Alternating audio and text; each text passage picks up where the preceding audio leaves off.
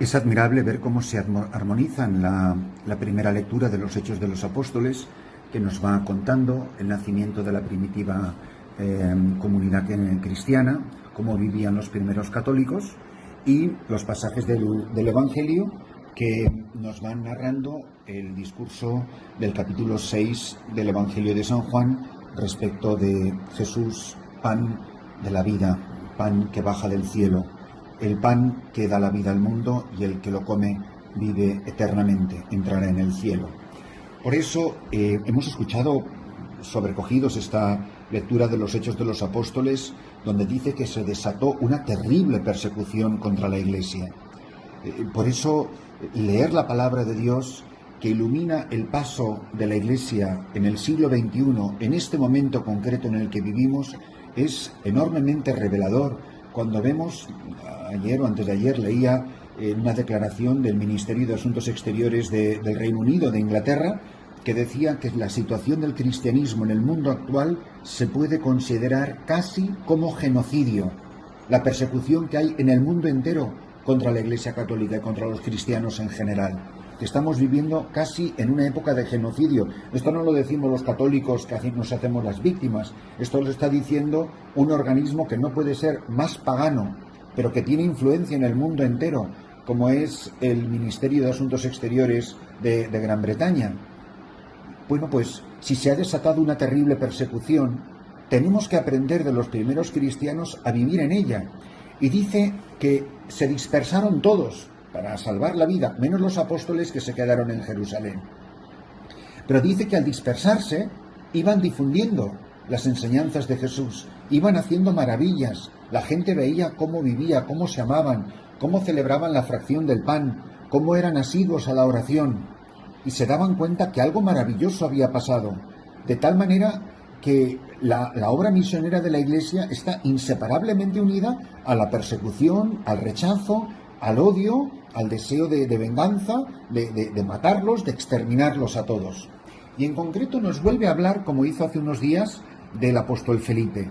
Dice, todo el mundo creía, porque veían con sus propios ojos, dice literalmente, con sus propios ojos veían las maravillas que hacía, cómo expulsaban los demonios y cómo sanaban a los enfermos y todos los demás signos y milagros que realizaban en nombre del Señor Jesús.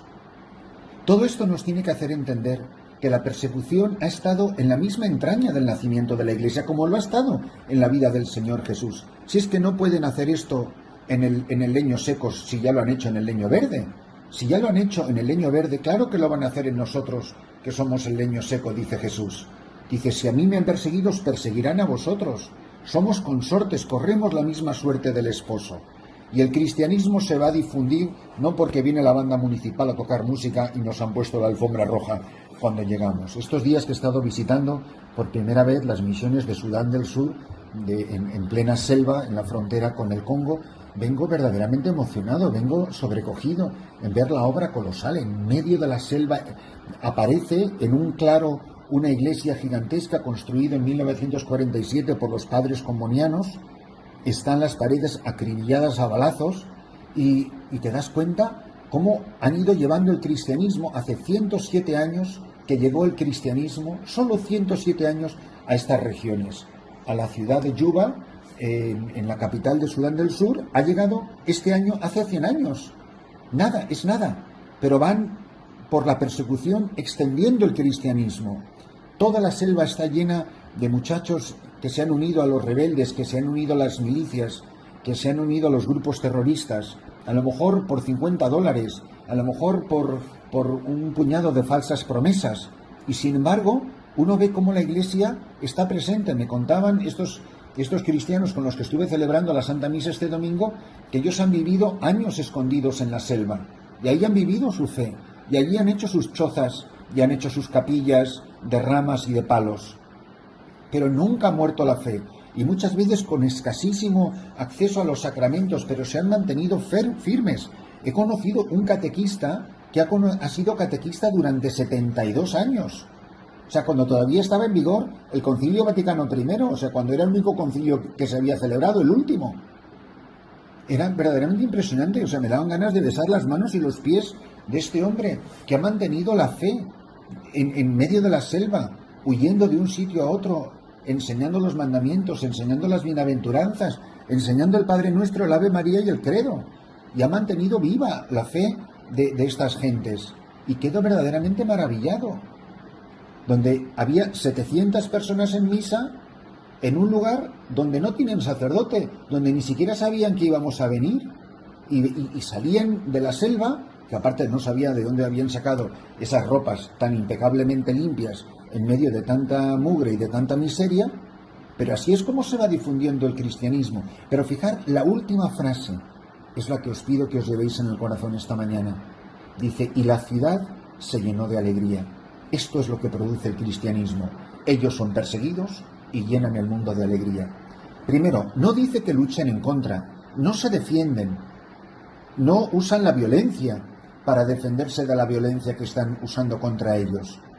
Contra los violentos aman, contra los violentos viven la paz, contra la persecución se van a otros lugares a anunciar el reino de Dios. Y así es como la vida cristiana crece. Ahora, ¿todo esto por qué? Pues os decía la armonía entre la primera lectura y el Evangelio. Y es que Jesús nos está hablando del pan de vida. Mirad, esto es lo que produce la Eucaristía. La Eucaristía produce ansias de perdón, de reconciliación, de paz. La Eucaristía es la promesa del cielo.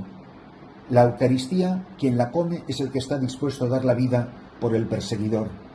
La Eucaristía te hace morir perdonando a tus ejecutores, a tus enemigos, a tus verdugos. Así han muerto miles, millones de mártires en la historia 2 veces milenaria de la Santa Iglesia Católica. Hombres y mujeres que han muerto con el perdón en los labios a sus verdugos. Esto es lo que produce. En esta persecución, pues van a celebrar la Eucaristía en otros lugares, y así se va difundiendo el Evangelio. Tú me odias y yo te amo. Tú me persigues y yo llevo el Evangelio más lejos. Para nosotros esta mañana tiene que ser un momento para pararnos a pensar. Porque muchas veces a lo mejor creemos que hacemos un servicio al Evangelio aguando la palabra, no viviéndola en serio, no diciéndole la verdad a quien no queremos molestar, y les estamos privando de la verdad. Yo no tengo derecho a privar de una verdad que puede ser dolorosa para una persona, porque es anunciarle la salvación, anunciarle la conversión. Anunciar el Evangelio necesariamente es invitar a la conversión. Y la conversión no lo llamemos con palabras edulcoradas, azucaradas. La conversión es decir, mira, estás viviendo mal, estás en pecado, si sigues ahí te puedes ir al infierno, pero yo te anuncio la salvación. El mejor médico no es el que engaña al paciente. El mejor médico no es el que le dice al que tiene cáncer, no te preocupes, si eso es una gripe. El mejor médico es el que le dice, tienes un cáncer, si sigues así te puedes morir, pero yo he venido a curarte, porque te puedo poner un tratamiento, porque puedo hacer una intervención quirúrgica. Anunciar el Evangelio es anunciar la conversión. Si nosotros no estamos diciendo a los hermanos, en caridad, con todo el amor de nuestro corazón, estás viviendo mal, te anuncio la salvación. ¿Qué es lo que hace Felipe? ¿Qué es lo que hacen los primeros cristianos cuando son perseguidos?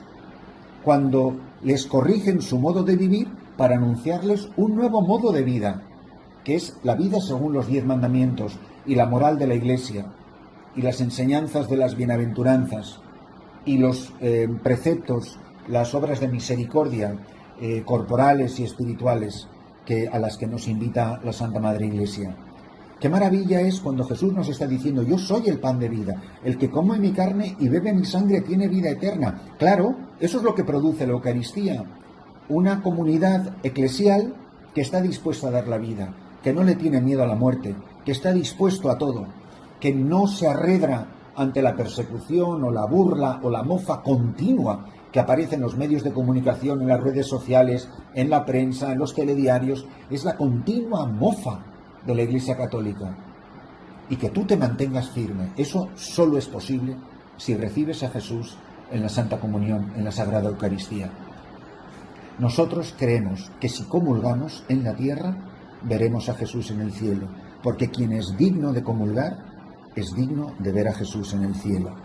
Quien puede comulgar porque está en gracia de Dios, no tiene que tener ningún miedo por la salvación de su alma, porque es prenda de vida eterna. Es el banquete escatológico, es el banquete del cielo que se ha iniciado ya en la tierra.